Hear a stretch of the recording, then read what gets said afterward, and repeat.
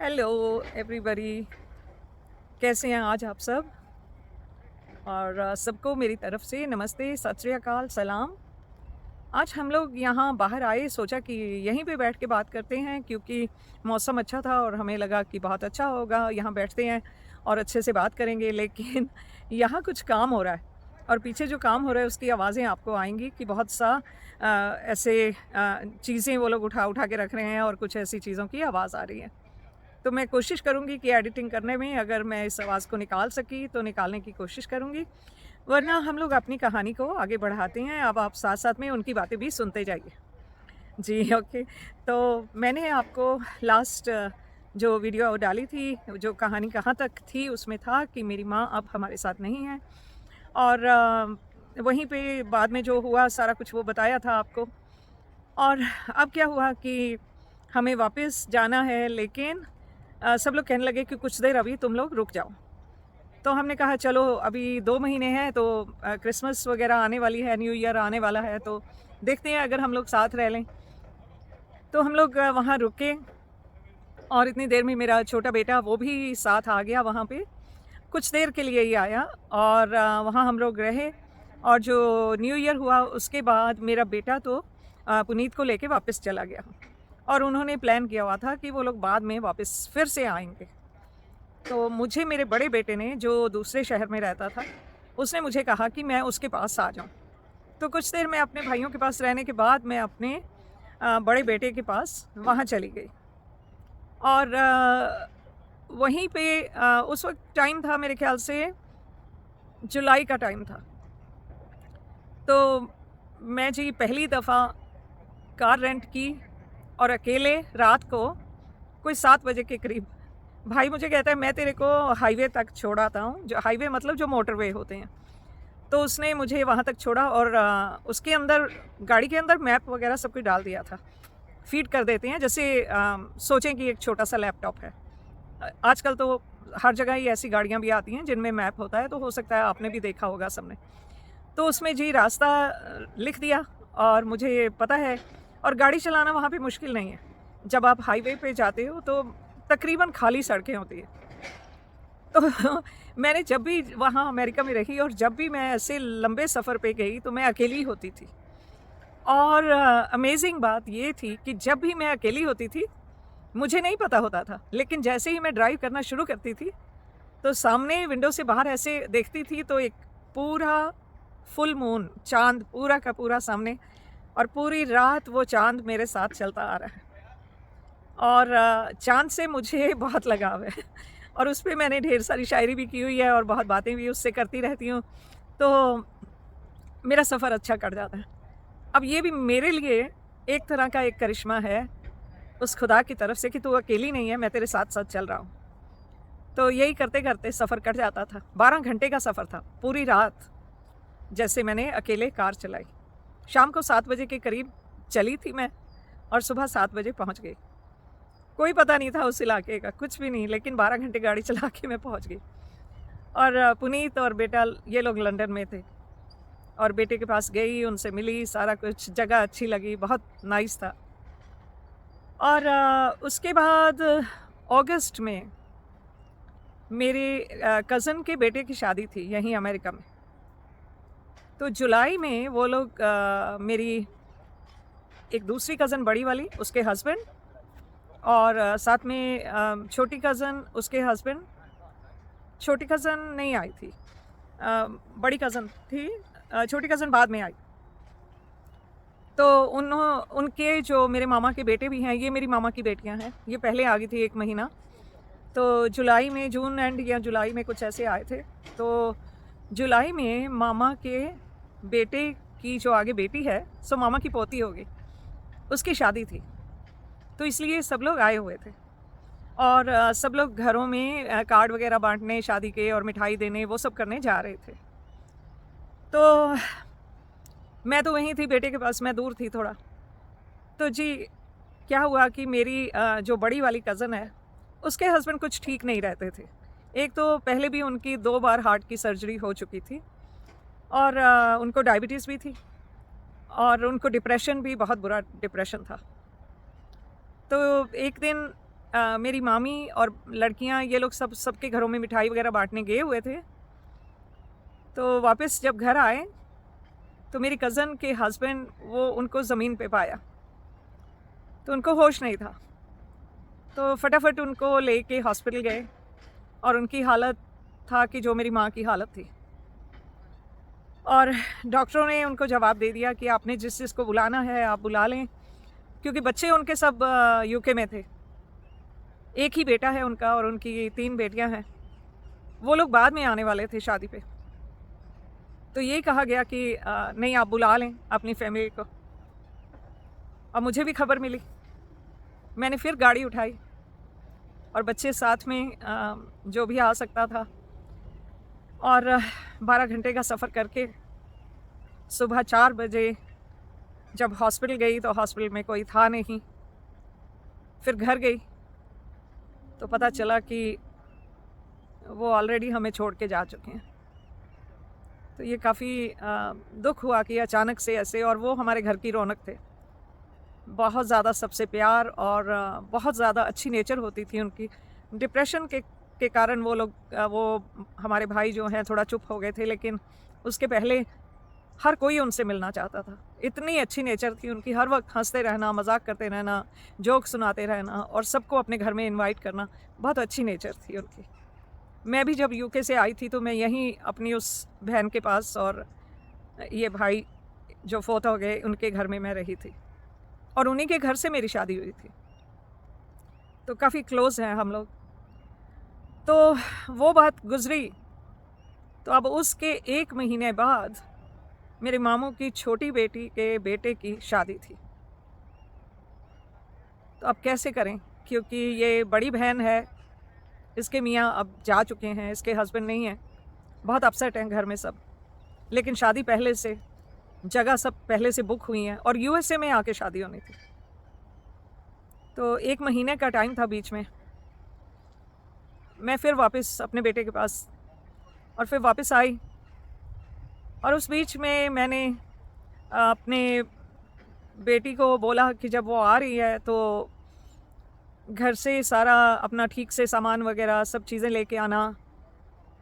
तो जब मैं आई थी माँ के पास, तो उस दिन अचानक से मेरी सारी ज्वेलरी, जो गोल्ड की ज्वेलरी थी, वो घर पे थी, बैंक वगैरह में नहीं रखी हुई थी, और काफ़ी सारी ज्वेलरी थी। तो किसी को दे के आई थी, उनको कह के आई कि ये आप ख्याल रखना। बच्चे छोटे हैं, पुनीत तो वैसे भी कितना ख्याल रखती ना अगर इसको देती भी, और बेटा भी छोटा है। तो जिसको मैंने गोल्ड दिया उसको बोला था कि आप बच्चे जब आएंगे तो उनके हाथ मेरा गोल्ड भेज देना, क्योंकि यहाँ शादी में मुझे चाहिए, और वैसे भी घर में पीछे कोई होगा नहीं तो फिर कहाँ रखनी है ना। तो मुझे पता चला कि उन्होंने, बाद में पता चला मुझे काफ़ी देर बाद, कि उन्होंने मेरी ज्वेलरी सारी बेच दी, और मेरे से झूठ, हर बात पे झूठ कह के, नहीं ये हो गया वो हो गया। मेरा 1 किलो के करीब सोना था, सारा बेच दिया। तो पुनीत, खैर वो तो चलो कोई सामान गया तो इंसान फिर भी बर्दाश्त कर लेता है कि चलो नुकसान हो गया जो हो गया। तो पुनीत जब पहुंची वहाँ पे शादी के लिए, शादी अटेंड करने के लिए, तो ये इसकी हालत ऐसी थी कि ये ज़िंदा कैसे है, इतनी कमज़ोर, इतनी कमज़ोर। तो मैंने इससे पूछा कि तुम खाना वाना कुछ नहीं खाती थी? तो कह रही खा रही थी, सब कुछ बना रहे थे, खा रहे थे, लेकिन इसकी जो बाजू है, इसका फ्रंट पार्ट, ये मेरी कलाई आप देख सकते हैं, इसका आधा हिस्सा इतना, जैसे नए पैदा हुए बच्चे की कलाई होती है, इतनी छोटी सी और एकदम पतली, और रंग ऐसे पीला इसका। तो मैं देख के काफ़ी घबरा गई थी कि इसको हुआ क्या है। तो इससे पूछा कि कभी डॉक्टर को नहीं जाके दिखाया? तो इसने नहीं दिखाया था। तो जैसे तैसे करके हमने शादी का टाइम गुजारा, और उसके बाद हम लोग वापस यूके आए, और आके हमने अपने डॉक्टर से अपॉइंटमेंट ली और उनको बताया कि बहुत ज़्यादा वज़न लूज़ हुआ है और इसके ब्लड टेस्ट करवाएं और देखें कि ये क्यों इतनी कमज़ोर हुई है। और वही डॉक्टर के पास बैठे बैठे एकदम से मेरा ध्यान गया इसके यहाँ गले के ऊपर, तो यहाँ पे मुझे सूजन सी लगी, स्वेलिंग लगी। तो मैंने इससे मैंने डॉक्टर से कहा कि ये यहाँ पे स्वेलिंग क्यों है, तो इसका थायराइड का है। तो डॉक्टर ने कहा नहीं नहीं, ये कमज़ोर है, इसलिए यहाँ पे थायराइड तो हमारा सबका होता है लेकिन नज़र नहीं आता क्योंकि वो गले के अंदर डीप नीचे होता है। तो उसने कहा कि ये वज़न कम होने से ये बाहर नज़र आ रहा है, ऐसा कोई बात नहीं। लेकिन मैं नहीं मानी, मैंने कहा कोई बात ज़रूर है, इसका टेस्ट करवाओ, थायराइड का दिखवाओ, स्कैन वगैरह करवाओ। तो पुनीत का अर्जेंट स्कैन के लिए भेजा गया हॉस्पिटल। फिर से एक झटका, पुनीत को डायग्नोस किया गया कि उसको थायराइड कैंसर है। तो सुन के काफ़ी घबराहट हुई कि ये क्या हो गया, और इतना मतलब इसने मुझे बताया नहीं, मैं जल्दी आ जाती, अगर इसकी तबीयत ठीक नहीं थी या कुछ था पहले आ जाती। अब इसको पहले से 2 बीमारियां, एक एपिलेप्सी की, एक लूपस की, और अब ये नई बीमारी थायराइड कैंसर, और तीनों बीमारियों की दवाएं जो हैं वो एक दूसरे के खिलाफ चलती हैं। तो डॉक्टर लोग काफ़ी सोच में पड़ गए कि ये अब इसका इलाज कैसे होगा। और साथ ही साथ उस वक्त इसको किडनीज में स्टोन बनने लगे। जब भी इसने टॉयलेट जाना तो किडनीज में स्टोन निकलते थे, तो उनकी भी दर्द और सारा कुछ समझ नहीं आ रहा था। और जब चेकअप हुई और सारा कुछ दूसरे स्पेशल हॉस्पिटल में रेफ़र किया और हुआ सब, तो तब तक ऑलमोस्ट क्रिसमस का टाइम आ गया था। तो क्रिसमस टाइम में बहुत छुट्टियां आती हैं और बहुत अर्जेंट ही कुछ हो तो प्लान किया जाता है, सर्जरी वगैरह या वैसे भी कुछ और हो तो अपॉइंटमेंट्स वगैरह वो न्यू ईयर के बाद ही होती हैं। तो जब स्पेशल हॉस्पिटल में, जो बहुत बड़ा हॉस्पिटल है यहाँ का माना हुआ, जब वहाँ इसकी चेकअप हुई तो डॉक्टर ने कहा कि इसमें कोई ख़तरा नहीं है, हम लोग न्यू ईयर के बाद इसकी सर्जरी करेंगे, अभी के लिए कोई घबराने वाली बात नहीं है। और दवाई उन्होंने शुरू कर दी थी कि थोड़ा इसको जो दवाई दे सकते हैं जिससे थोड़ा ये कंट्रोल में रहे। तो जनवरी में इसकी सर्जरी हुई। सर्जरी के लिए जब इसको ले जाया गया, अब इतनी कमज़ोर है कि पता नहीं था कितने घंटे की सर्जरी होगी, क्या होगा। अब नॉर्मल कोई इंसान की जब थायराइड की सर्जरी होती है तो तकरीबन 2-3 घंटे में सर्जरी ख़त्म हो जाती है। यहाँ से ज़रा सा कट लगाते हैं और थायराइड को निकाल के और स्टिच कर दिया यहाँ पे, यहाँ से लेके यहाँ तक पूरा कट लगाते हैं, अंदर जो थायराइड होता है उसको निकाल के और ये जगह को सिल देते हैं।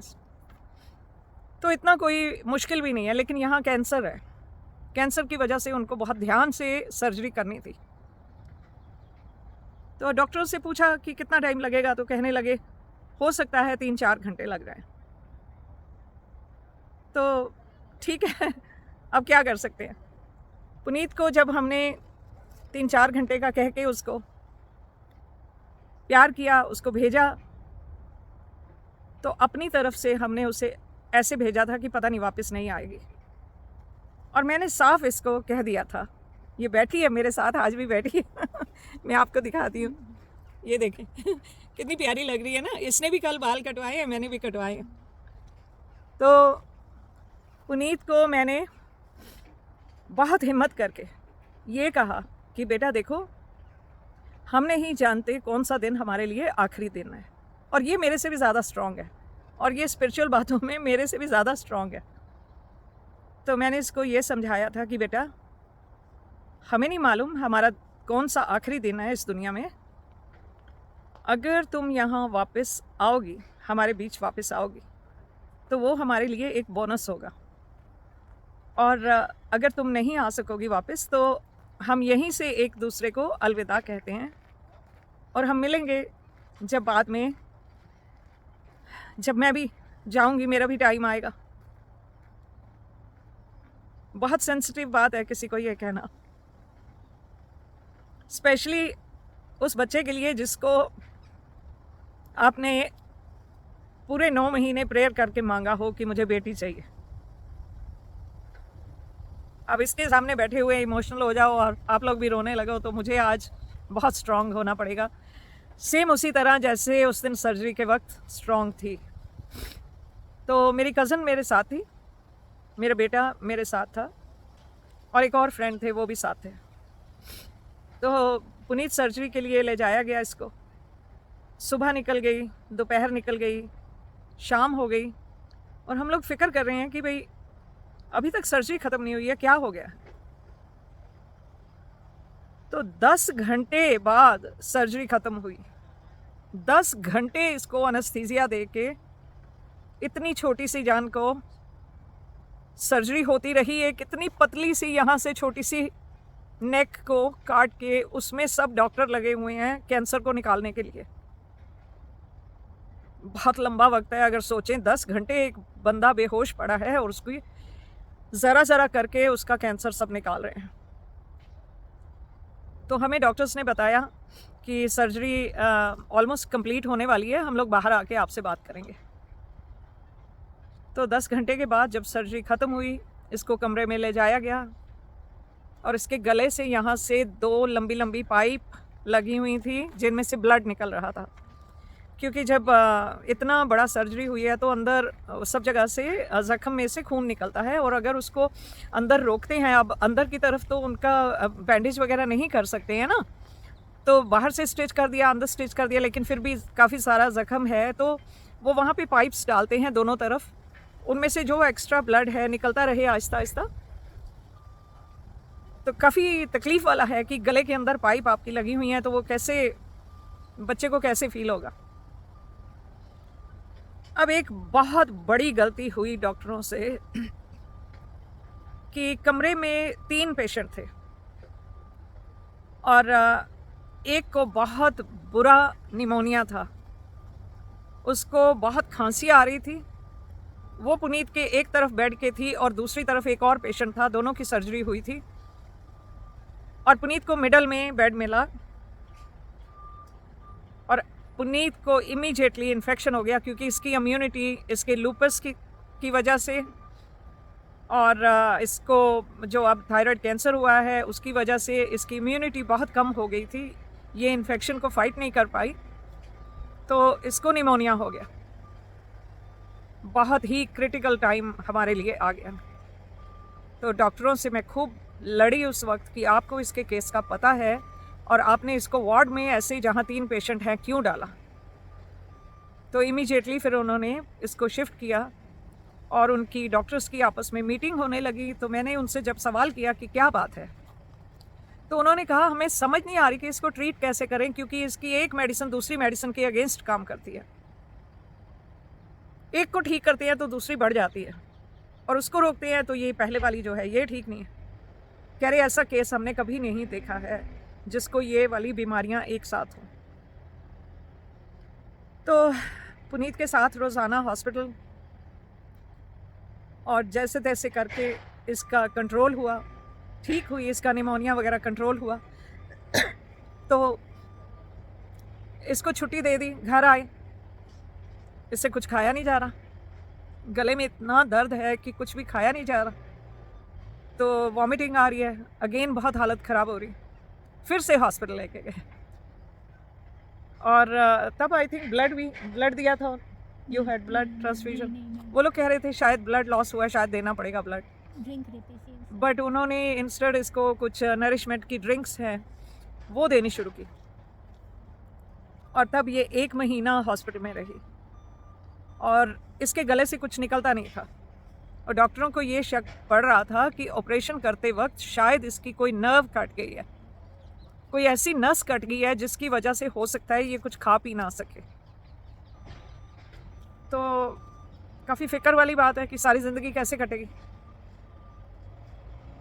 लेकिन आहिस्ता आहिस्ता करके इसको काफ़ी अच्छी वाली ड्रिंक, बहुत ही नरिशमेंट वाली ड्रिंक्स इसको दे के उन्होंने आहिस्ता आहिस्ता दे के रोज़ाना इसका साथ में कैमरा लेके टेस्ट करना कि ये जब ड्रिंक पीती है तो इसकी अंदर गले में क्या हरकत होती है और कैसे होता है, वो सब करके आहिस्ता आहिस्ता इसको प्रिपेयर किया गया कि ठीक से पी सके, ठीक से। अभी सॉलिड खाने का तो कोई टाइम ही नहीं था, जस्ट वो जो काफ़ी ताकत वाली ड्रिंक्स होती हैं इसको उन पे रखा गया।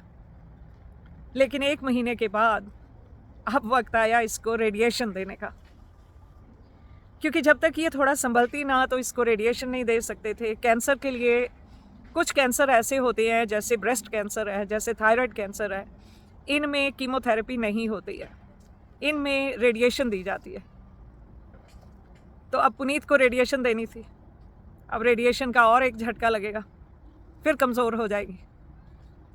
तो रेडिएशन के लिए इसे एक दिन हॉस्पिटल रुकना पड़ा और कोई भी अलाउड नहीं था उस कमरे में। इसके लिए खाना भी एक डोर खोल के कमरे का, वहाँ एक टेबल रखा होता था, वहाँ रख देते थे हॉस्पिटल वाले, और फिर अंदर एक डोर था, वहाँ से बाद में इसका बेड वगैरह था।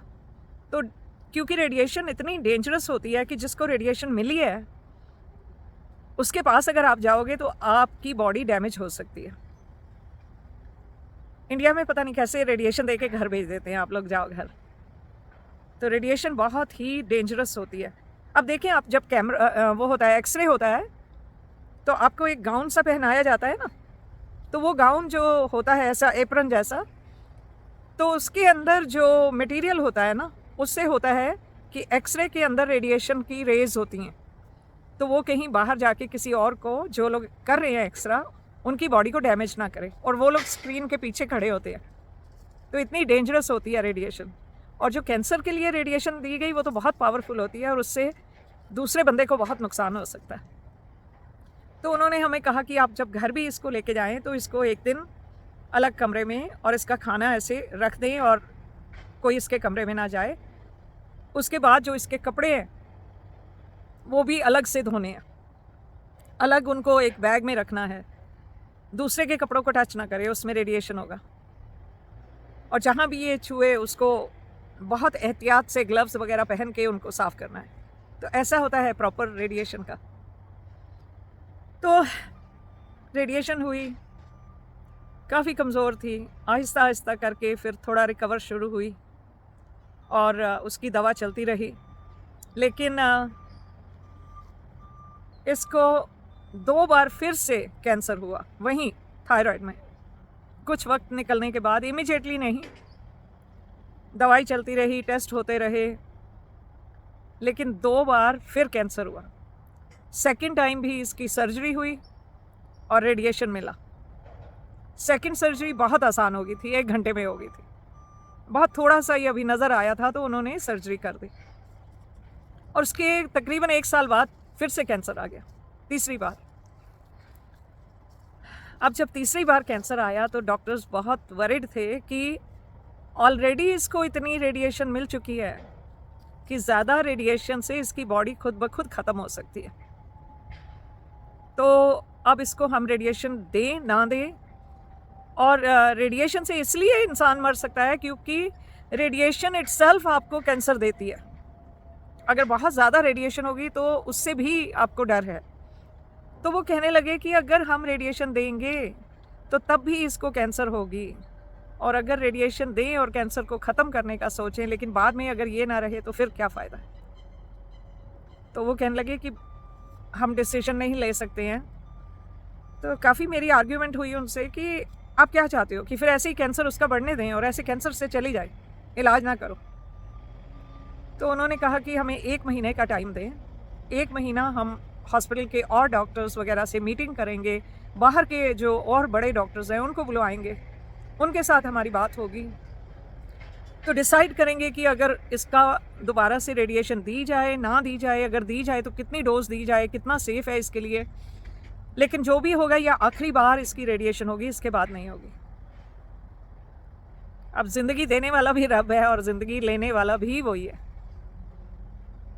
हमने सब उसके ऊपर छोड़ दिया और हर जगह पे दुआएं मांगी।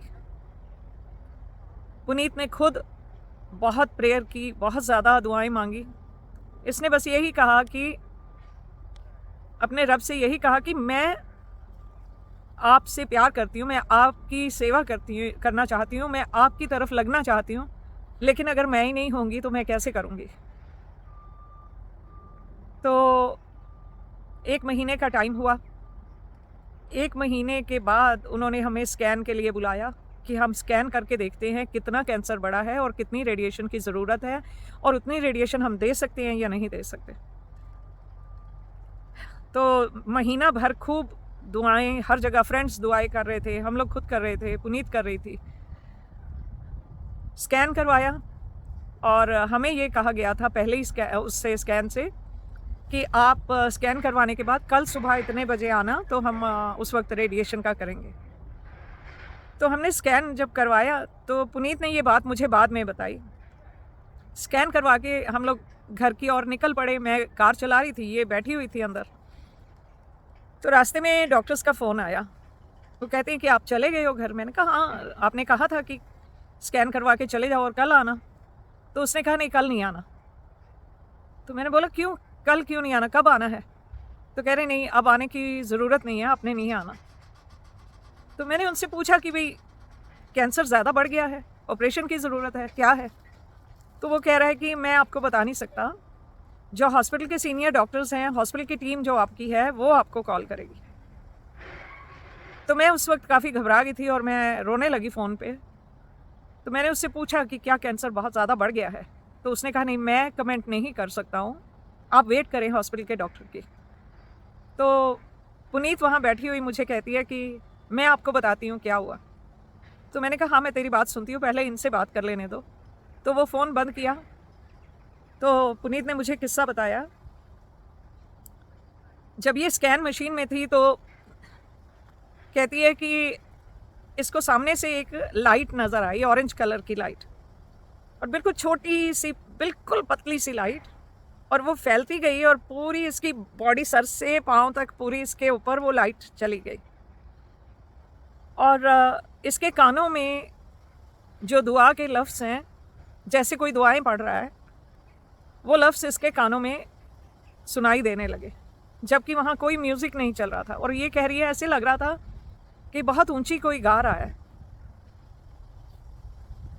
तो हम लोग रो रहे थे ये सुन के कि इसका क्या मीनिंग है।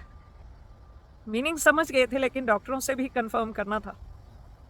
तो घर आके मैं बार बार हॉस्पिटल फ़ोन कर रही हूँ कि मुझे बताओ क्या हुआ है, क्या हुआ है। आखिर में मुझे हॉस्पिटल से फ़ोन आई कि उनको कहीं भी बॉडी में कैंसर नज़र नहीं आया,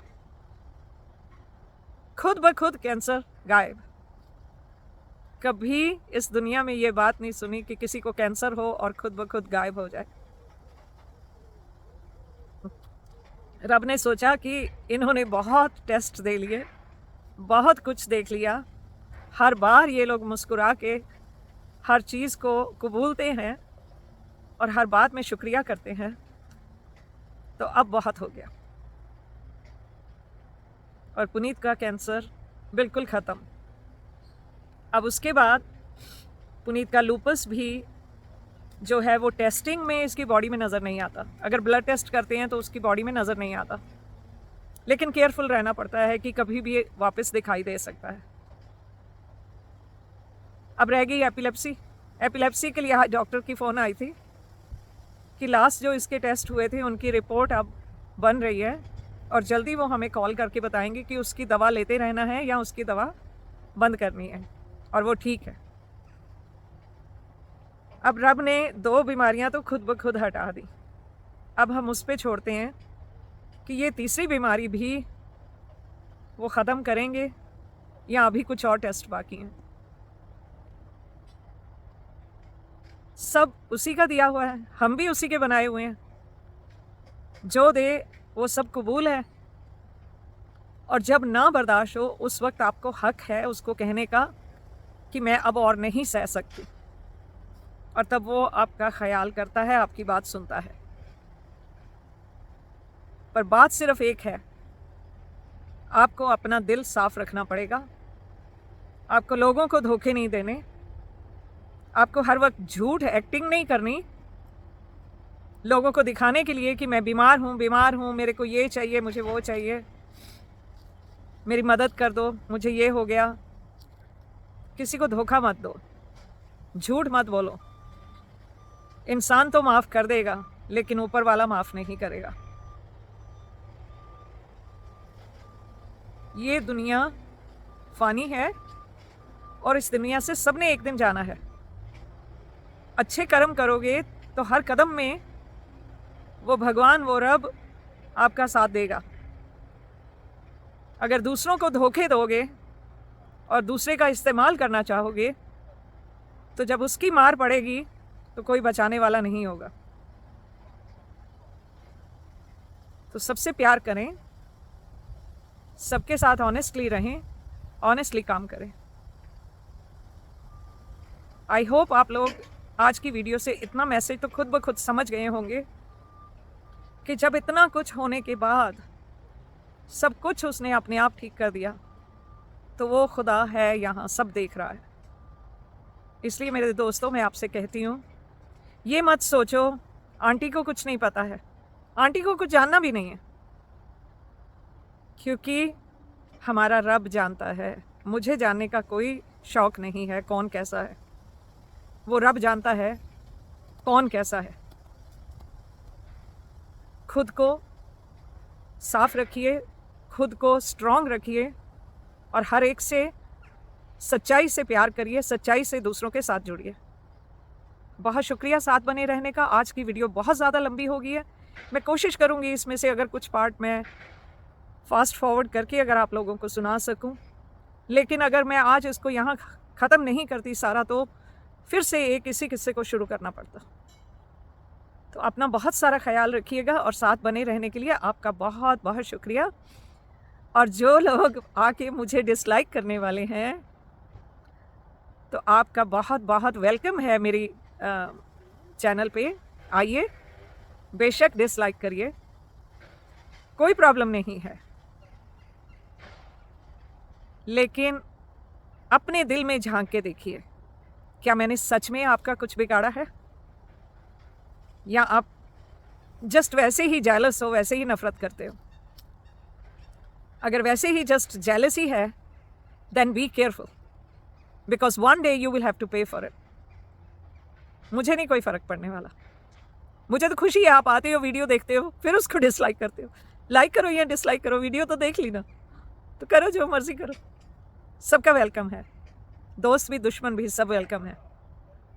okay, take care everybody, bye for now.